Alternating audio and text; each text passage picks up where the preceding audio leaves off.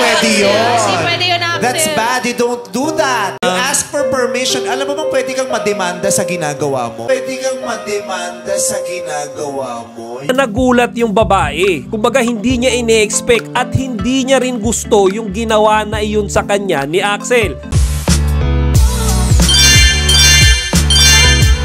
Magandang araw mga kachika! Rigel po ulit ang inyong Chika Patrol. Bago tayo magsimula mga kachika, inaanyayahan ko muna kayong mag-subscribe dito sa ating munting channel para palagi kayong updated sa mga latest at nagte-trending na mga showbiz balita. Sinoplak ni Meme Vice Ganda ang isa nilang contestant ngayong araw sa segment na Especially For You ng It's Showtime. Yan ay matapos subukang magnakaw ng halik ng contestant na nagngangalang Axel. Ngayon mga kachika, yung contestant kasi na yan ay hindi napili ng searcher. Ngayon mga kachika, nung siya ay nagpapaalam na, hinawakan niya sa kamay yung searcher at sinubukan niyang halikan.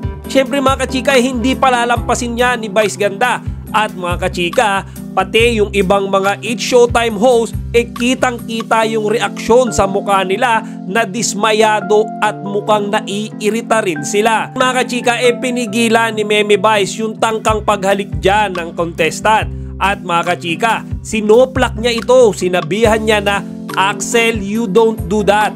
Kasi dapat you ask for permission and pwede kang idemanda dyan sa ginagawa mo. At para sa akin mga kachika, nasa lugar si Meme Vice nung sinupalpal niya yung contestant na si Axel. Panoorin nyo to mga kachika. Yeah.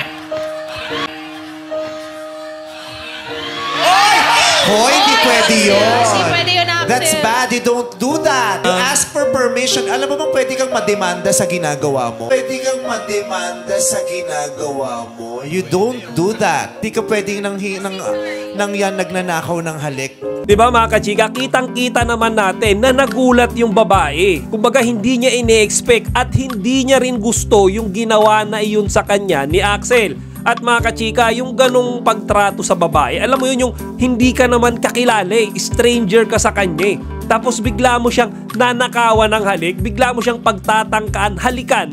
Di ba mga kachika, sorry for the word pero yun ay pangbabastos. Kaya nga mga kachika, hindi ko rin talaga masisi si Vice kung sinoplak niya man etong contestant na ito. Kasi mga kachika, hindi dapat yan tularan. At mga kachika, pagka yan pinalampas nila, malamang sa malamang sisirain yan yung napakagandang image ng segment nila na yan na Especially For You. Kung kayo ang tatanungin ko mga kachika, sa tingin nyo ba tama yung tangkang paghalik na yon ng contestant na si Axel sa searchy ng Especially For You? O sa tingin nyo tama lang yung sinabi ni Vice na kapag ikaw gustong humalik sa isang babae, dapat magpaalam ka muna at humingi ng permiso mula dito? Ilagay nyo lang dito sa comment section ng inyong mga opinion para mapag-usapan natin. Chika Patrol signing out! Chika, huwag niyong kalimutan mag-like, comment, and subscribe. Para sa iba pang mga celebrity news, i-click lamang ang mga videos na ito.